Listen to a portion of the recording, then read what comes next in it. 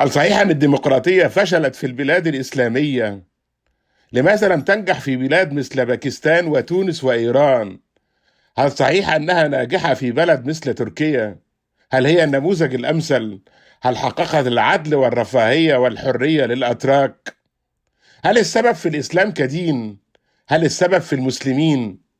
هل صحيح أنه مستحيل التصالح بينهم وبين الحداثة والعلمانية والديمقراطية؟ هل الإسلاميون هم السبب؟ هل السبب في الدكتاتوريات التي تحكم بشرعية دينية؟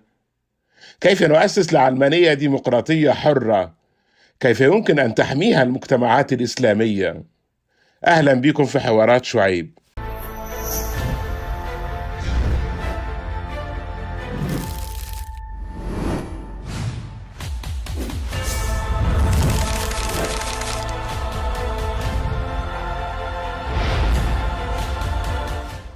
جاوب على أسئلة النهاردة الدكتور نادر الحمامي، أستاذ الحضارة بالجامعة التونسية، يهتم بقضايا المتخيل التاريخي والديني، وسابقا كان باحث بمعهد الدراسات المتقدمة ومعهد الدراسات السامية والعربية ببرلين، وسكرتير تحرير مجلة الباب، ومساهم في إصدار المصحف وقراءاته، وعضو اللجنة المشرفة على إصدار تقرير الحالة الدينية في تونس من 2011 ل 2015، وحاليا باحث في دار المعلمين العليا بليون، رئيس جمعية فواصل للدراسات الفكرية والاجتماعية، رئيس تحرير مجلة القرآنيات المحكمة، مدير مجلة معهد الآداب العربية، ومشرف على سلسلة الإسلام السياسي المفاهيم وتصورات ضمن تعاونه مع مؤسسة مؤمنون بلا حدود للدراسات والأبحاث، كما أن له كتب ودراسات منشورة من أهمها في المتخيل الإسلامي نحو الخروج من مأزق التأصيل، وكتاب صورة الصحابي في كتب الحديث. أهلا بيك صديقي الكبير الدكتور نادر حمامي، مشرفني ومنورني. أهلا وسهلا، يا أهلا وسهلا. يا مرحبا بك وشكرا جزيلا على هذه الدعوة الثانية أستاذ أستاذ، شعيب، أنا أتمنى وأتشرف تبقى كتير. دائما بالحديث معك. الله يخليك. وأنا كمان والله، يعني حضرتك قيمة كبيرة يعني بالنسبة لي يعيش. يعني. إحنا سؤالنا الكبير النهارده يا دكتور: لماذا تفشل الديمقراطية في المجتمعات الإسلامية بشكل عام؟ ليه ما حققتش النتائج المرجوة منها يعني؟ آه، طبعا السؤال هذا له وجاهته في الحقيقة، في خاصة خلال السنوات الأخيرة، وإعادة طرح المسألة الديمقراطية في العديد من المجتمعات العربية والإسلامية.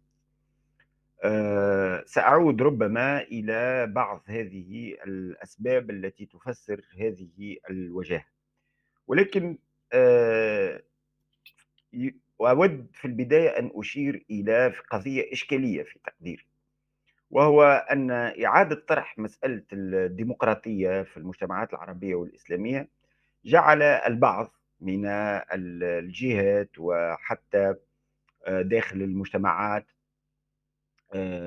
في السياقات العربية والإسلامية دائما، بعد كل هذه السنوات، بعد التحولات السياسية التي بدت متشابهة ولكنها مختلفة أيضا في الآن نفسه منذ سنة 2010 إلى اليوم، بدأت قلت بعض هذه الجهات تؤكد لأسباب أو لأخرى أن المسألة الديمقراطية لا تصلح لا بالمجتمعات العربية ولا بالمجتمعات الإسلامية.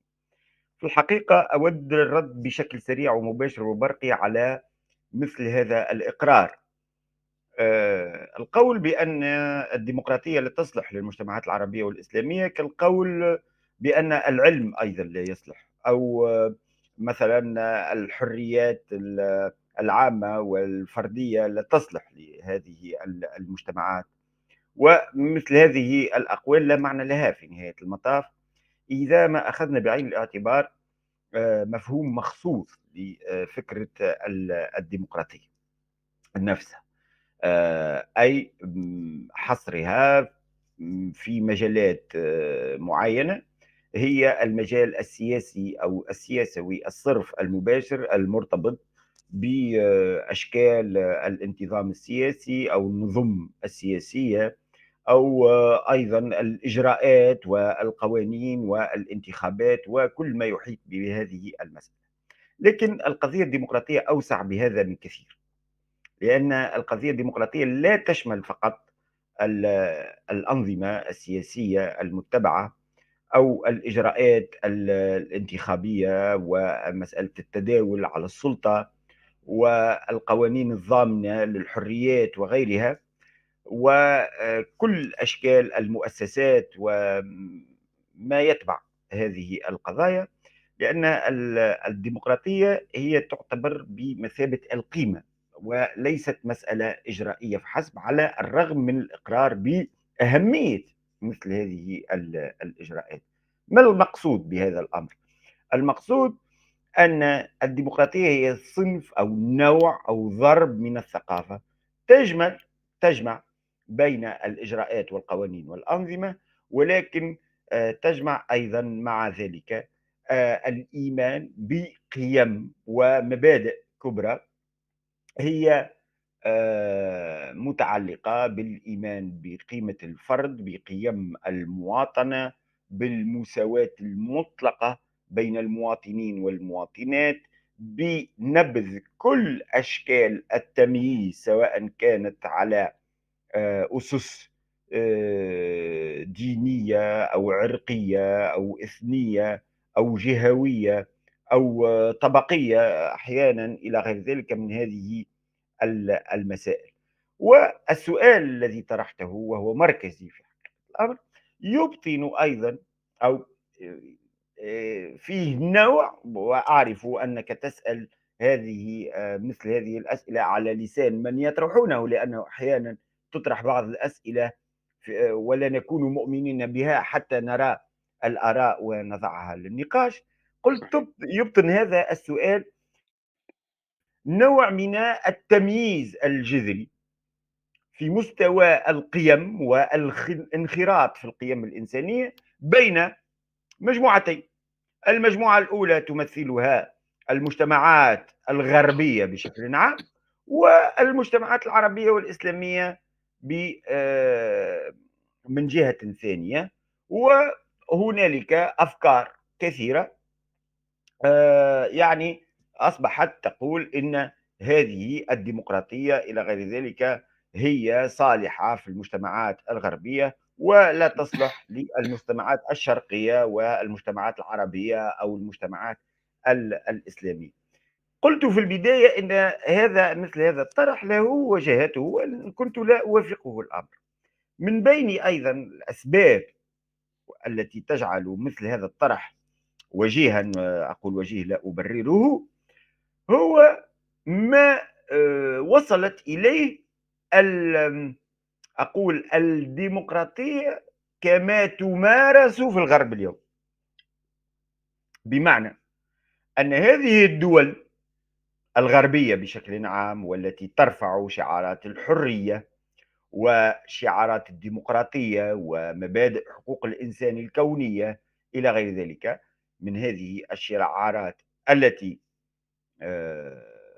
نؤمن بها ونعتبرها من المبادئ الديمقراطية الأساسية، نراها أنها في كثير من الأحيان، وبدا ذلك واضحا في السنوات الأخيرة، أنها عند الممارسة خاصة إزاء الشعوب العربية والإسلامية تتخلى عن الكثير من تلك المبادئ، مما ربما يؤدي بالمجتمعات العربية والإسلامية إلى الكفر بتلك الديمقراطية باعتبارها صنيعة الغرب الذي يرفعها مجرد شعارات، وحين يطبقها خاصة إزاء المجتمعات العربية والإسلامية فإنه يتنكر لها بالكلية. والمسائل والأمثلة على ذلك عديدة، من قبيل الحروب التي تشن على المجتمعات العربية والإسلامية، من قبيل الأشكال التمييزية مثل الفيزا ومثل سياسات الهجرة والتصريحات الكثيرة التي تأتي حتى بمناسبة الانتخابات الرئاسية مثلا في فرنسا أو غيرها من البلدان التي تنبئ بنوع من المركزية الأوروبية القديمة، وحتى التمييز ضد الجاليات العربية والإسلامية في أوروبا. كذلك الظروف الاقتصادية خاصة بعد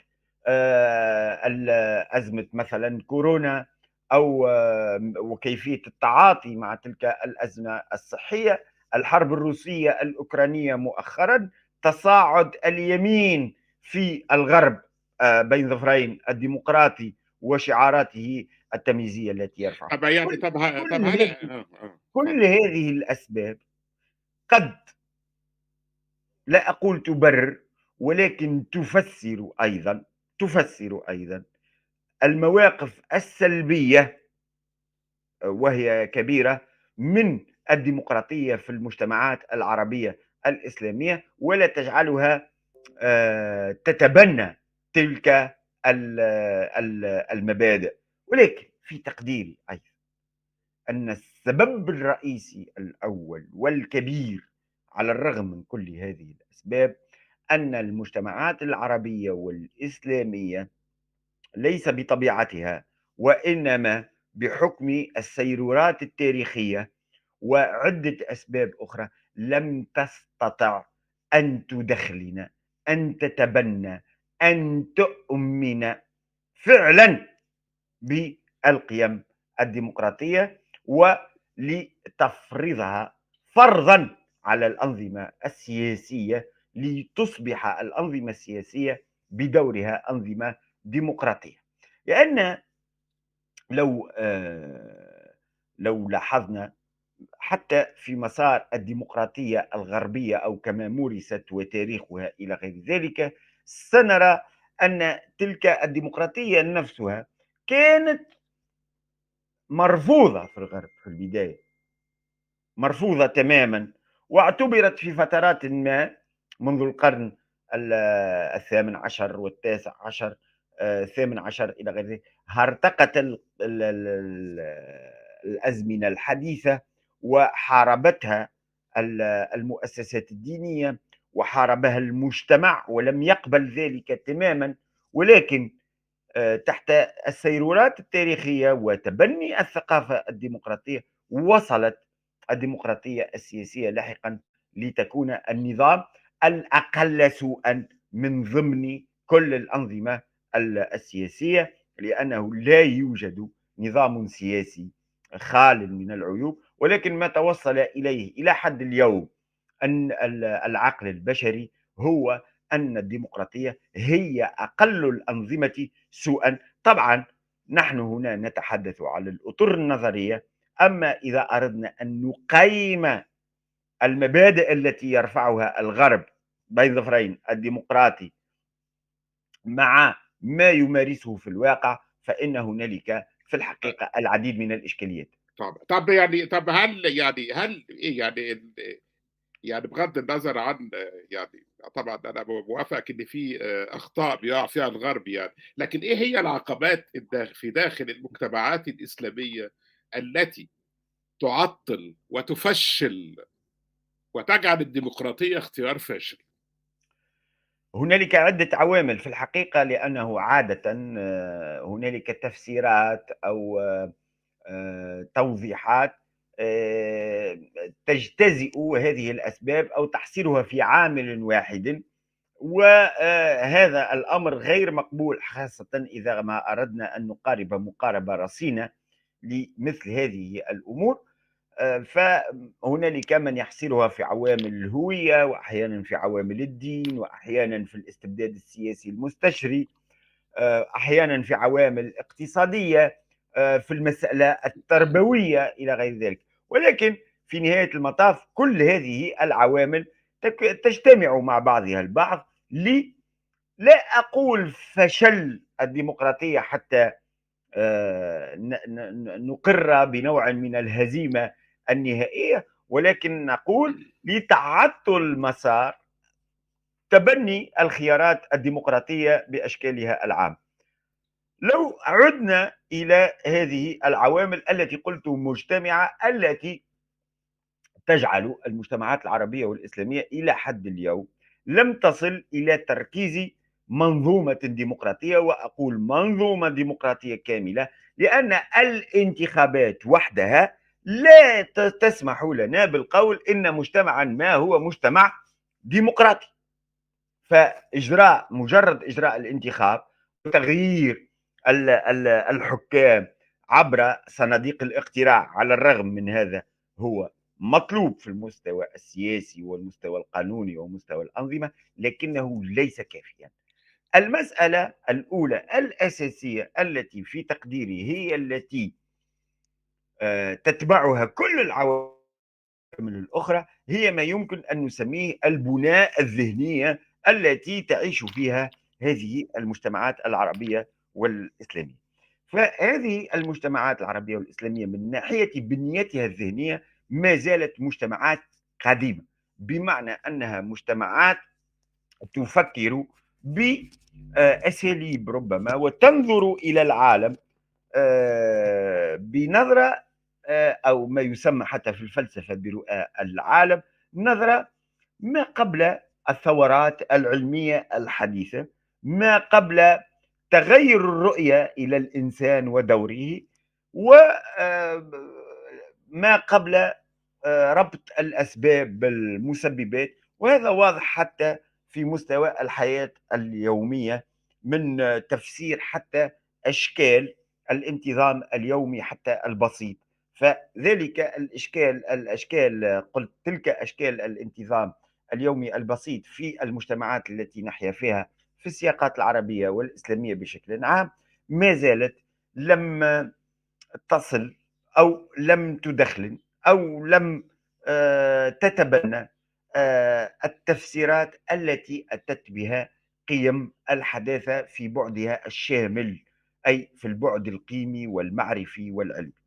ولكن هذا له أسباب، ولا يعني أن هذه البنية الذهنية هي أمر أصيل في تلك المجتمعات العربية الإسلامية، أو أنه مكون أساسي وجوهري لا يمكن التخلي عنه، يعني كأنه من التركيبة الأصلية لتلك المجتمعات. فهذا الأمر غير صحيح، والدليل على ذلك أنه إلى حد غير بعيد، لا نريد أن نذهب بعيدا في التاريخ، أن أوروبا نفسها والغرب نفسه كان في قسم كبير منه، أو ما يسمى الآن تاريخيا بأوروبا الشرقية، لم يكن له أي نوع من أنواع الأنظمة الديمقراطية التي تؤمن بالحريات وحرية الفرد وإلى غير ذلك، بل كانت يعني هنالك ناخذ مثال مثلا ألمانيا التي كانت مقسومة بين هذا وذاك. يعني حتى ألمانيا نفسها أثناء الحرب العالمية الثانية وصعود النازية، فلم يكن هنالك نظام ديمقراطي طبعا، ولم تكن هنالك هذه الحريات، وهنالك من كان يساند بالفعل في المجتمع، لا أدري النسب إلى غير ذلك، ولكنه على الرغم من وقعه تحت القمع والاستبداد وانعدام الحرية، فإنه كان بشكل ما قابلا لذلك. ولكن حين تغيرت الرؤية وتغيرت نجد أن المجتمع الألماني مثلا اليوم في أغلبه متبني بشكل أو بآخر، بقطع النظر عن التنسيبات إلى غير ذلك، تمام. متبني في رأي في رأي يا دكتور بيقول يعني في رأي بيقول دايركت كده مباشرة أن فشل الديمقراطية آه، في المجتمعات الإسلامية سببها الإسلام. هل لا، أنت مع الرأي ده ولا أنا شايف أنا الموضوع إزاي؟ يعني أنا ضده تماما وبشكل قطعي، وأقولها بكل وضوح للأسباب التالية. يعني المسألة واضحة في ذهني. أولا، أن هذه النظرة يا إما تتأتى من إيديولوجيات محنطة إلى غير ذلك، أو من خلط بين الدين أو الإسلام باعتباره دينا ومكونا من مكونات المجتمعات الإسلامية بشكل عام، وبين التيارات الإسلاموية، أي تيارات الإسلام السياسي بشكل عام، التي ترفض الأفكار الديمقراطية برمتها، يعني وخاصة في المستويات القيمية، لأنه في السنوات الأخيرة تغير رأيها من مسألة التداول على السلطة والانتخابات، ولكنها في المسائل القيمية بقيت معادية للثقافة الديمقراطية. من ناحية أخرى، لو أخذنا من الناحية المقارنية، فإن تقريبا الأديان برمتها، وخاصة الأديان القريبة منا والتي نعرفها، والتي خاصة المسيحية، المسيحية هي نفسها هي التي كانت ترفض الديمقراطية وتعتبرها هرطقة، وتكفر من يدعو إليها في فترة ما، وعارضت كل الأفكار الديمقراطية ودعاة الديمقراطية. وبالتالي فإن ما يجري في تاريخ المجتمعات العربية والإسلامية بشكل أعم لا يمثل أي نوع من أنواع الاستثناء، وأن الإسلام لا يمثل استثناء مقارنة ببقية الأديان في رفضه أو في رفض المنتسبين إليه إلى الديمقراطية. مع ذلك لاحقا المسيحية أو السياقات المسيحية ستقبل بالقيم الديمقراطية بس هو في كالمواطنة رأي في والحرية. رأي بيقول يا دكتور إن المشكلة مش بس في الإسلاميين، يعني نعم. المشكلة الفكرة المستقرة في العقل العام المسلم، سواء في الصيغة يعني في الحالة السنية أو الشيعية، فكرة إن الإسلام مش دين، ده الإسلام دولة وشريعة وإمبراطورية يجب أن تحكم العالم. يعني لا، أنت المشكلة في مش في سؤالك، الإسلاميين بس يعني. لا، هذا هو للتأكيد القول بأن الإسلام دين ودولة وأنه إمبراطورية إلى غير ذلك. هذا الأمر في حقيقته ليس أولا خاصا بالإسلام باعتباره دينا، وثانيا هو تعبيرة من تعبيرات الإسلام السياسي الأساسية، وليس من اعتبار المسلمين. من رفع أولا وفي البداية وقبل كل حساب أن الإسلام دين ودنيا هو تيارات الإسلام السياسي، وهي أيضا التيارات الغربية التي جعلت من السياسة جوهرا من جواهر الإسلام، وأنه إذا نزعنا السياسة عن الدين في الإسلام، أي العلمانية بشكل ما، فإنه لن يغدو دينا، وأن المسلمين سيذيعون دينهم. هذا الأمر هو شبيه ونظير وحصل نفسه تماما مع السلطة الكنسية في المسيحية، وأن المسيحي ورجال الدين المسيحيين قابلوا رغما عنهم الثقافة الديمقراطية والمواطنة والفرد والحريات حين فرضت عليهم فرض، وأصبحوا لاحقا يعتبرون أن المسيحية لا تتعارض مع العلمانية، ولكنهم وضعوا استثناءات.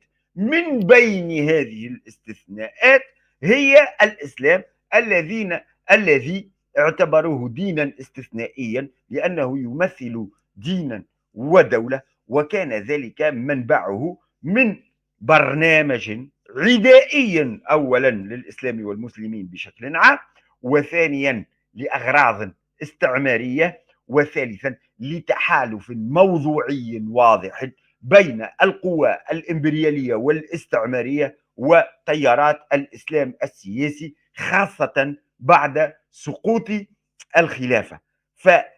أي بداية من 1925 إلى غير ذلك وقع هذا التحالف الموضوعي مع أفكار التي تعتبر الإسلام جوهره سياسي، والتي انطلقت أساسا مع برنار لويس وتبنتها كل تيارات الإسلام السياسي. أعطيك مثالا بس من هو الحياة. في رأي يا دكتور برضه بيقول إن يعني نعم. إن الإسلام بطبيعته سياسي، يعني الإسلام بطبيعته سياسي بمعنى إن هو على امتداد 1400 سنة هو نعم. دين ودولة، يعني هذا ليس اختراع لا الإخوان ولا اختراع الإسلاميين.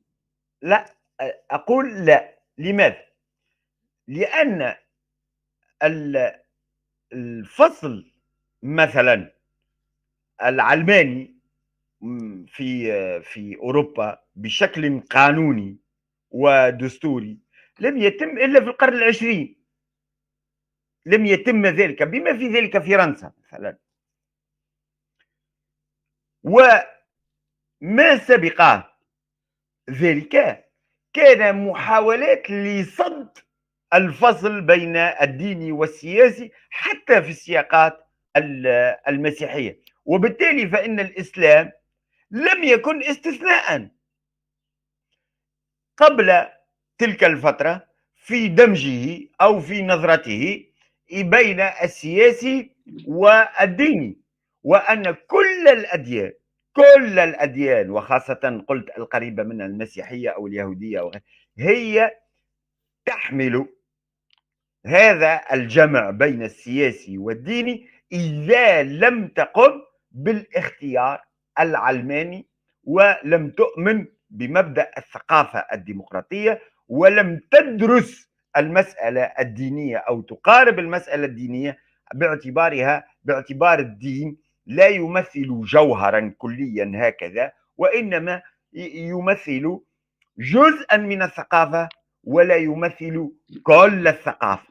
هم في الغرب وصلوا إلى اعتبار الدين ليس عنصرا معطلا ولا معرقلا ولا يمثل كل الهوية ولا كل الثقافة، وإنما وصلوا إلى اعتبار الدين أمر مهم ولا يمكن أن يخلو أي مجتمع من تأثير الديني في المستوى السياسي والاجتماعي والاقتصادي وقولوا ما شئتم، ولكنه يبقى في نهاية المطاف جزءا من الثقافة وليس كل الثقافة، وأن القوانين بالتالي وطبقا لمبادئ المواطنة ولقيمة الفرد وحريات العامة والاختلاف بين الأفراد والمواطنين والمساواة بينهم، لا يمكن للدين أن يكون عنصرا في المرجعيات القانونية والدستورية والتعامل الاجتماعي، وإنما المرجعية الوحيدة بين المواطنين والمواطنات هي القوانين الوضعية ولا شيء أكثر من ذلك. نحن اليوم ما زلنا لم نصل إلى حتى قلت في البناء الذهنية وفي المستويات خاصة التربوية والتعليمية، لو عدنا إلى البرامج التعليمية لم نصل إلى هذا، وبالخصوص ليس لنا طيب أو أنا لم عندي نصل. سؤال. أرجوك لحظة اتفضل، فقط. اتفضل. أننا منذ 60 عام تقريبا، أي منذ دول الاستقلال، لم يأتي ولا قيادة سياسية واحدة في أي دول من دول المجتمعات العربية والإسلام التي تؤمن حقا بالثقافة الديمقراطية والتي تكون يعني لها الإرادة الكاملة والشجاعة والجريئة حتى تركز الأسس الأولى لتبني الثقافة الديمقراطية، خاصة في المستوى التعليمي والتربوي للنشء القادم.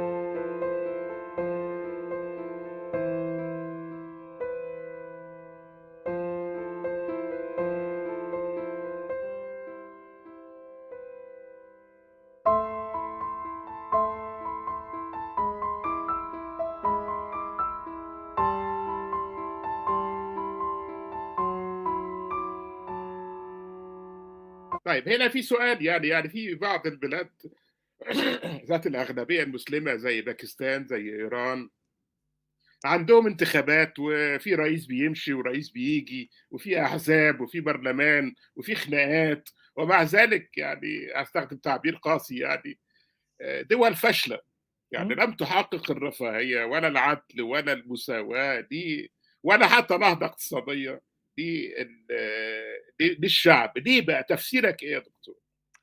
أولًا قبل التفسير، هذا يؤكد ما كنت أقوله، أن المسألة الإجرائية والانتخابات ليست هي فقط الديمقراطية، هي جزء قد يكون الأخير من المسألة الديمقراطية. فال الديمقراطية يدخل ضمنها أيضًا، ويجب أن يعي الناس هذا، حياتهم اليومية، كيفية تنقلهم، الرفاهية، العدالة الاجتماعية، هذا يدخل ضمن الثقافة الديمقراطية. آآ قُلت وفي سؤالك ومهم وهي ملاحظة، وكثير من الدول تجري فيها الانتخابات، العراق ولبنان وإيران والباكستان وغيرها، تجري في انتخابات ويتم التداول على الرئاسة إلى غير ذلك، وتركيا. ولكن هل من يعني أثر لكل هذا الديمقراطية السياسية القانونية الصرف على حياة المواطن؟ لا، لا نجد هذا. لماذا؟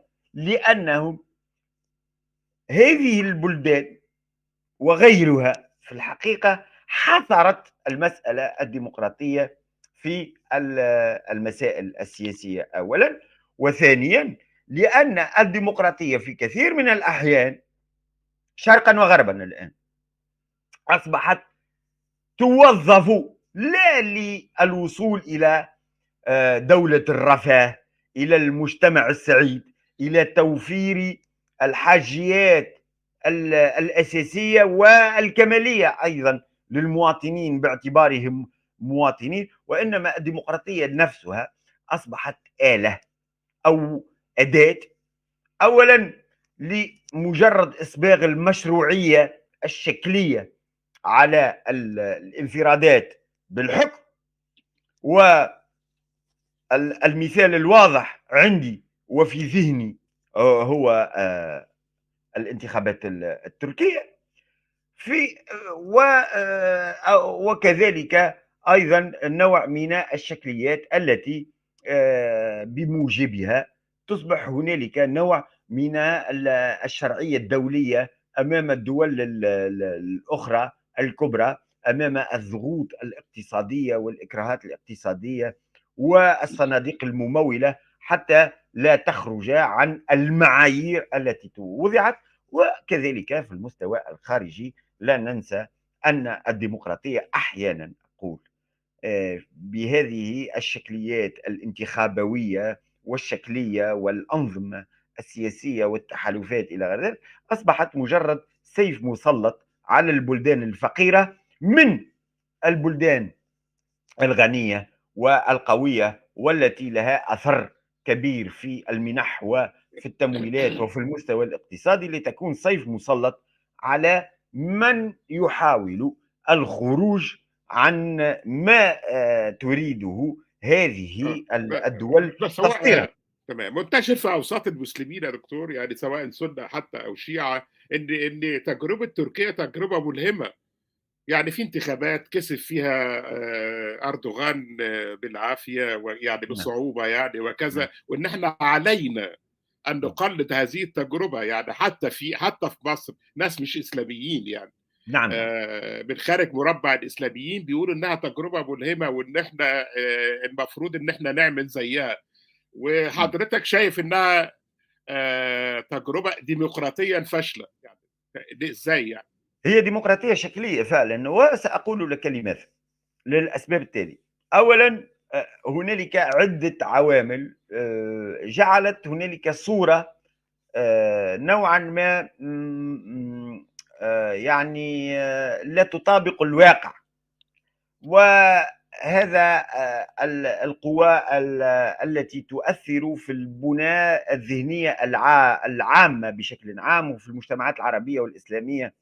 ولعلك يا أستاذ شعيب قد لاحظت منذ مدة آه، منذ سنوات الآن انتشار مثلًا المسلسلات التركية التي تعطي صورة يعني كأن ذلك المجتمع ليست فيه مشاكل اجتماعية إلى غير ذلك، غير ما يجري بين العائلات المرفهة والتي تسكن القصور إلى غير ذلك. أنا أتحدى أي مشاهد عربي وهم مولعون اليوم منذ سنوات بالمسلسلات التركية أن يأتوا لي بمسلسل واحد أو مظهر واحد عن مظاهر الفقر مثلا، عن مظاهر البؤس في تركيا، عن مظاهر كأننا نشعر إذا في المتخيل الجمعي أصبح هنالك نوع من الصورة عن بلد كله مرفه وكل من يعيش فيه يعيش بهذه الرفاهية، في حين أن الواقع يقول أن نسب التضخم في تركيا هي نسب قياسية. الواقع أيضا يقول أن عدد المسجونين من أجل آرائهم من الصحفيين في تركيا عدد مهول جدا، وكل من آه، عارض خاصة بعد مسألة الانقلاب إلى غير ذلك، أو حتى كان في جهة أعلنت أو حتى صرحت أو اشتبه فيها من الصحافة، من مربين، من أساتذة، من سياسيين، حتى من حكام كرة قدم. نحن نعلم هذا جيدا للمتابعين أنهم رهن السجون فقط لمعارضتهم حزب العدالة والتنمية. اثنين، أو النقطة الموالية هي يعني كل هذه المسائل تخفيها أو تحاول تقنيعها إلى غير ذلك، ثم التحوير الدستوري حتى يتمكن أردوغان أيضا من رئاسة أخرى، وهو الآن يعني يتجاوز اليوم 20 سنة من حكم تركيا، في حين يعني للمرة الثالثة إذا، والأمر هذا حتى بالمعايير الديمقراطية السياسية نعلم جيدا أن الدول الديمقراطية الحقيقية حتى في المستوى السياسي فإنه لا ترشح لأكثر من دورتين. يعني هذه المسائل كلها ويمكن الإفاضة في القول فيها هي من بين المسائل التي تجعل تركيا مثلا، وهي مجرد مثال، أنها فقط يعني الديمقراطية التي فيها هي ديمقراطية يعني فقط سياسية أو شكلية أو انتخابوية، طب يعني طب ولكنها ليست ولكنها ليست الثقافة الديمقراطية القائمة على المبادئ وعلى كونية حقوق الإنسان وإنسانيته. يعني في اتجاه، يعني رأي منتشر برضو في بلاد المنطقة بالعربية، ان يعني انتوا زعلانين ليه من الاسلاميين يا اخوانا؟ يعني بقى بينزلوا انتخابات في تركيا هو وبيوصلوا للحكم في صندوق الانتخاب. يعني هل التجربة التركية دليل على إمكانية اندماج الإسلاميين في البناء الديمقراطي العلماني؟ لا، لأنه نعود إلى المثال نفسه. مثلا المرشحان في تركيا الأخيرة، يعني منذ مدة فإن الجهات الموالية لأردوغان سيطرت على كل وسائل الإعلام التركية بشكل عام، وأثناء الحملة الانتخابية فإن ما خصص من وقت للبروباغندا لصالح أردوغان في الدور الثاني يعادل تقريبا أكثر من 10 مرات ما خصص لمنافسه في الدور الثاني. وهذا الأمر يجعل مما يسمى وصول الإسلاميين عبر صناديق الاقتراع والديمقراطية إلى غير ذلك والتنافس بين المتنافسين في نفس الظروف إلى غير ذلك غير صحيح، بل هو صراع مغالبة، وما يسمى أيضا عند مثلا راشد الغنوشي في تونس بالتدافع الاجتماعي، وهو في الحقيقة نوع من المغالبة أي بمعنى أن استعمال الوسائل الديمقراطية بعد السيطرة على المجتمع والإدارة والتغلغل في وسائل الإعلام وفي المؤسسات وفي مقابض الحكم وفي توجيه القوانين حتى تكون كل تلك المؤسسات والترسانة القانونية في خدمة التوجه الذي يراد له أن يكون مهيمنا شكليا بصناديق الاقتراع، ولكن هذا الأمر غير صحيح، والأمر يرتبط بأن قواعد اللعبة حين يصل الإسلاميون إلى الحكم يغيرونها لصالحهم عبر التحكم في المؤسسات وعبر التغلغل فيها وعبر زرع أعضائهم فيها دون غيرهم، أي تكوين جماعة تابعة لهم في كل الأماكن وفي كل الأركان حتى يضمنوا لأنفسهم البقاء دون أن يعطوا لغيرهم من المتنافسين نفس مم. الحظوظ. يعني بيستولوا على مؤسسات الدولة. طيب أنا عايز أسألك مباشرة، يعني في الحالة التونسية يعني وطبعا أنت تونسي يعني كما هو معروف، يعني هل فشلت الديمقراطية في تونس؟ لا، لا أرى أن دائما أعود إلى مسألة الفشل.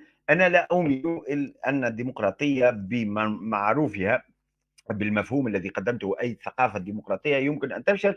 لماذا؟ حتى وإن كانت يمكن أن تفشل فأنا لا يمكنني أن أؤمن بذلك، وإلا لن أكتب شيئا ولا لن أفعل شيئا، لأن كل المشروع هو لماذا نكتب، لماذا نفكر، لماذا نتحاور مع الأستاذ شعيب مشكورا إلى غير ذلك، للوصول إلى جملة من القيم التي أعتبرها من المكونات الجوهرية للثقافة الديمقراطية، أي قيمة الفرد والمواطنة والمساواة المطلقة إلى غير ذلك. وإلا أقول أنها فشلت وأبقى حلس بيتي كما يقول القدامى، ولا أخرج من بيتي ولا فائدة فيما أتحدث فيه الآن، لأن الإقرار بالفشل النهائي هو تخلي عن كامل المشروع ربما نحن نؤمن به أو نناضل من أجله أو ندعو إليه بشكل أو بآخر.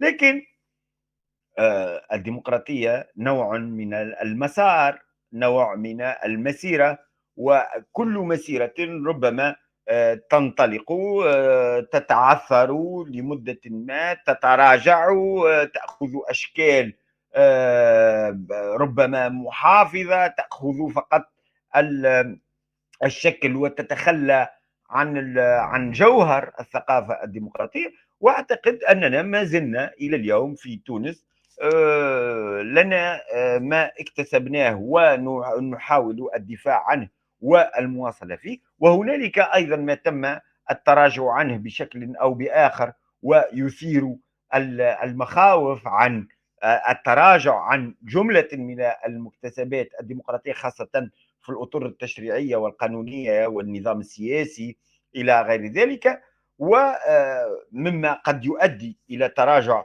أيضا للديمقراطية عن في المستوى الاجتماعي، وهذا لا أعتقد بحصوله، لأن على الرغم من كل ما يشاع ويقال فإن المجتمع التونسي في العادة يتحرك عندما ينبغي له أن يتحرك دفاعا عن مكاسبه الاجتماعية التي نالها منذ دولة الاستقلال، وهو غير مستعد للتفريط فيها. و يعني لا لا أتصور على الأقل آه. أنه قابل طب للتراجع يعني عنه. يعني الإسلاميين وقطاع برضه من النخب في البلاد المنطقة العربية شايفة إن اللي أفشل الديمقراطية، يعني هاستخدم التعبير الخشن دوت الفشل، يعني مع إني يعني أنا معاك متفق معاك يعني، لكن يعني اللي أفشل الديمقراطية هم بيقولوا اللي أفشل الديمقراطية هو الرئيس التونسي، لكن لا يحملون المسؤولية. والإسلاميين أبرياء في الحالة التونسية من الوصول إلى نعم، نعم، يعني فهمت هذا، وهذا طبعًا من بين الآراء التي تُقال أيضًا، طبعًا لأنهم ينطلقون من ذلك الفهم الذي لا أوافقه حول مسألة الديمقراطية، وأنها فقط مجرد يعني مؤسسات وقوانين وانتخابات إلى غير ذلك، ولا يلاحظوا أو لا يريدون أن يلاحظوا أن منذ 2011 إلى سنة 2021، حيث كانت السيطرة بالطول والعرض للإسلاميين، أنهم يعني حاولوا مرارا وتكرارا ليس فقط الانقلاب على الديمقراطية بشكلها الانتخابي أو حتى الدستوري، ونحن لا ينبغي أن تكون ذاكرتنا قصيرة. ففي تونس كانت هنالك مسودة أولى للدستور ما بعد الثورة، أي دستور 1 جوان 2013، وكان كارثيا في كل المستويات. ثم مسودة ثانية، وأن دستور 27 يناير يعني جانفي من 2014 كانت في كثير من النقاط فيه التي تلح على مسألة الحريات ومسألة المواطنة إلى غير ذلك، لم تكن لا تنازلات ولا اقتناع من تيارات الإسلام السياسي، وإنما كانت تحت ضغط المجتمع المدني المدافع عن حقوق الإنسان إلى غير ذلك. وإضافة إلى محاولاتهم الكثيرة، وهذا يعرفه القاسي والداني، للتغلغل في كل مفاصل الدولة، وخاصة الحيوية، الإعلام والقضاء وغيره من هذه المسائل، بغاية خدمة الجماعة وليس بغاية خدمة المجتمع. لذلك لا يجب أن ننسى كل هذا. طبعا أنا لا أقول أنه هذا يخول أو يبرر التراجع عن بعض المسائل التي كانت يعني بدون شك نعتبرها مكاسب ديمقراطية في المستوى السياسي، وفي مستوى التمييز بين السلطات التشريعية والتنفيذية والقضائية، في مستوى بعض الفصول الدستورية التي كانت تقر حرية الضمير وهذه المسائل. بالإضافة إلى أننا في دستور 2014 كنا نسبيا جدا مثلا تخلينا عن البعد الهووي المهيمن، في حين أننا نجده في دستور 22 ربما حاضرا بشكل واضح، أي أن مسألة الهوية هذه التي في تقديري أنا الشخصي أعتبرها يعني الإلحاح عليها منافي لحرية الحقوق الفردية والجماعية، وكذلك لمسألة يعني قيمة الفرد أيضا، ومسألة المواطنة بشكل عام. ربما هي في أذهان أصحابها لا تذهب بهم إلى ذلك، ولكني أعتبر أن كل هذه الأشكال قد تكون مدخلا من المداخل تأويليا بشكل ما لدى جماعات معينة حتى تؤولها في اتجاهها لاحقا. لذلك فإننا سواء كان من 2011 إلى 2021 أو من 2021 إلى اليوم، فإننا ما زلنا باعتبارنا مجتمعا، باعتبارنا مواطنين ومواطنات، نناضل دائما وباستمرار من حكم موضعنا ومن حكم ما يجب أن نقوم به من أجل تركيز ثقافة ديمقراطية، أقول، في المستوى السياسي وفي المستوى الحقوقي وفي المستوى الاجتماعي وفي مستوى الحقوق الاقتصادية وفي مستوى الشأن العام بصفة عامة، الذي أعتبره هو الغاية الأساسية من ممارسة السياسة. إذ السياسة إذا لم تخدم الشأن العام تصبح نوعا من العبث في نهاية المطاف.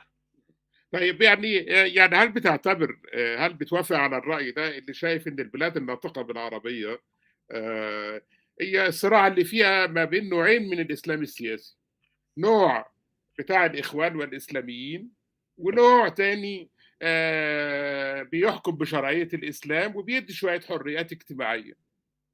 يعني المأزق ده، هل أنت شايف إن هو التوصيف ده صح؟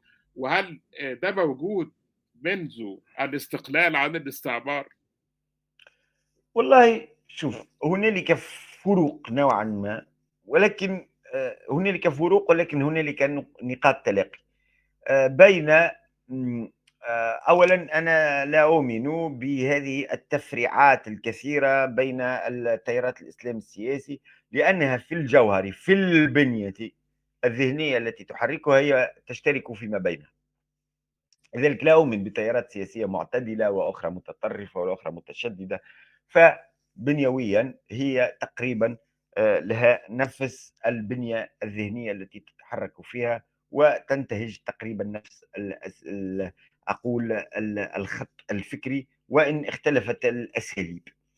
بقي أن هنالك أيضًا مسألة أخرى أساسية، وهي مسألة المحافظة، ولا أقول تيارات الإسلام السياسي، وهنالك هذا الأمر ينبغي أن نقر به، وهو وجود نوع من المحافظة في المجتمعات، ومن بين أوجه المحافظة أنها تعتبر أن المسألة الدينية ينبغي أقول لا تصل المسألة إلى حد مقولات الإسلام السياسي أن الإسلام دين والدنيا، ولكن يعتبرون القيم الدينية والتعاليم الدينية الإسلامية إلى غير ذلك، وما يعتبرونه ثابتا في الدين، وما يعتبرونه معلوما من الدين بالضرورة إلى غير ذلك، ينبغي أن يراعى في المجتمع الذي تكون أغلبيته تنتمي إلى الدين الإسلامي.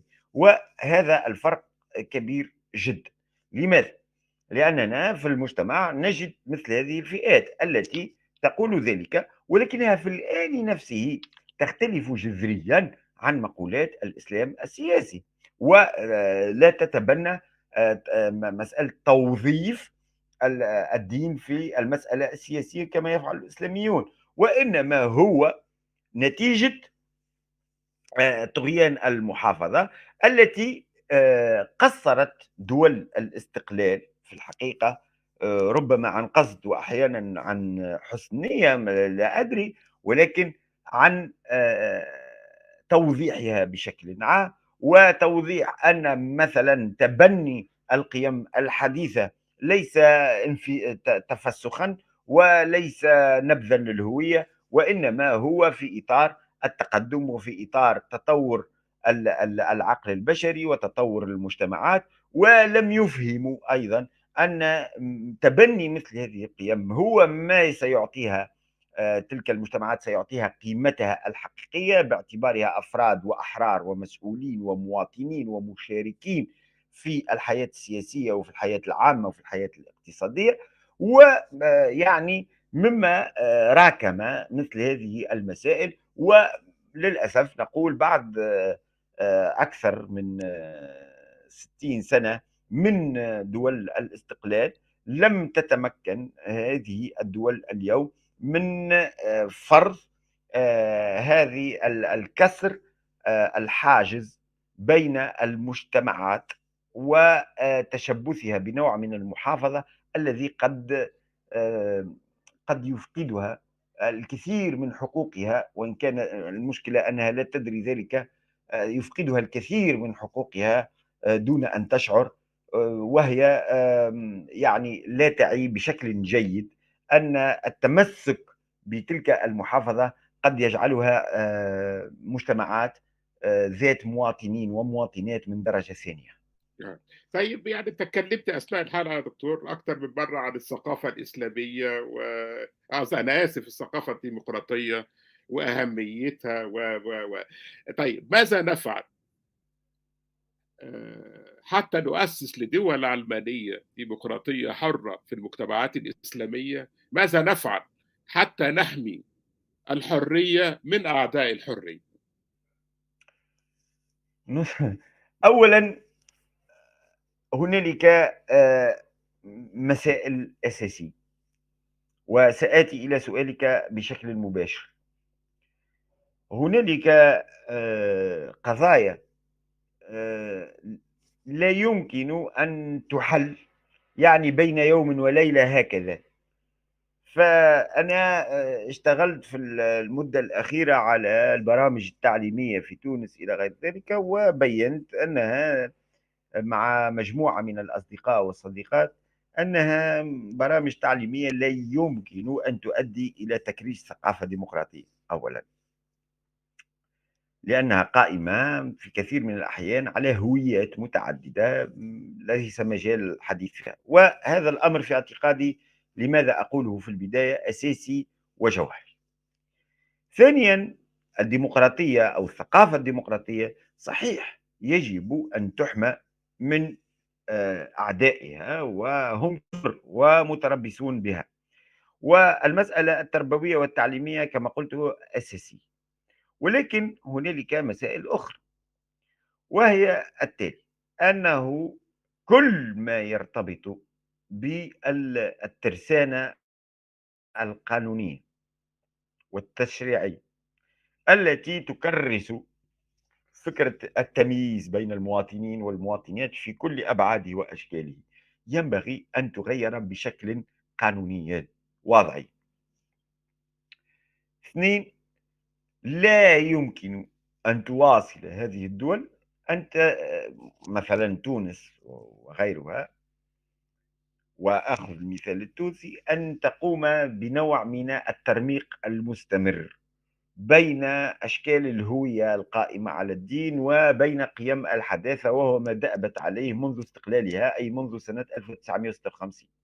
كأنها تحاول نوع من المواءمة والخوف من المجتمع وردود الأفعال ربما، أو خدمة أيضا لصورة السياسيين حتى يظهروا في مقام الحافظ للدين أمام المجتمع.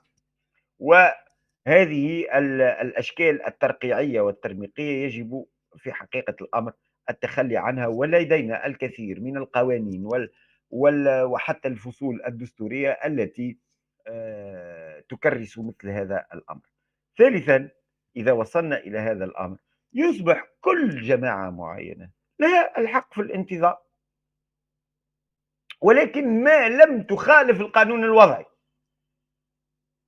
والمبادئ الأساسية التي سيتوضع عليها المجتمع وضعيا بدون أي مرجعيات دينية أو إثنية أو عرقية أو لغوية أو غيرها. حينها يصبح من حقك أن تنتظم، من حقك أن تنتظم في أحزاب أو جمعيات أو منظمات أو غير ذلك، ولكن يطبق عليك القانون الوضعي إذا خرجت عن ذلك القانون فقط لا غير، بدون أي شيء آخر. لا معنى لأن مثلا أن تبقى المساجد لها سلطة نظر في وزارة شؤون دينية. ينبغي أن تعامل المسألة الدينية وكل ما يتعلق بالدين كأي قطاع اجتماعي، كأي قطاع يهم المجتمع صحيح وينبغي تنظيمه، ولكن تحت سلطة قوانين الدولة، وليست لها أي قيمة استثنائية أو خاصة مقارنة ببقية القطاعات، لا أكثر ولا أقل. يعني نقدر نقول بصياغة تانية يا دكتور إن إحنا المجتمعات الإسلامية ستصل حتما إلى المجتمع العلماني الديمقراطي الحر، وإنها ليست استثناء، هي والإسلام ليس ليست استثناء، ولا البشر اللي ولا عايشين في البشر. المجتمعات اللي في استثناء. الطريق طويل صحيح، لكن صح. هنصل إلى ذلك. هل أنا لخصت صح يا دكتور؟ الإسلام ليس استثناء، المجتمعات العربية والإسلامية ليست بدعا أو استثناء، وهذا الأمر ينبغي الإلحاح عليه بشدة، لأنه هو ما يبرر به عدم وجود الديمقراطية والثقافة الديمقراطية في تلك المجتمعات، سواء كان في الشرق أو في الغرب. وحتى لو كنت على يقين من أننا لن نصل مطلقا إلى الثقافة الديمقراطية، فأنا سأكون مؤمنا بالوصول إليها وإن كذبت على نفسي.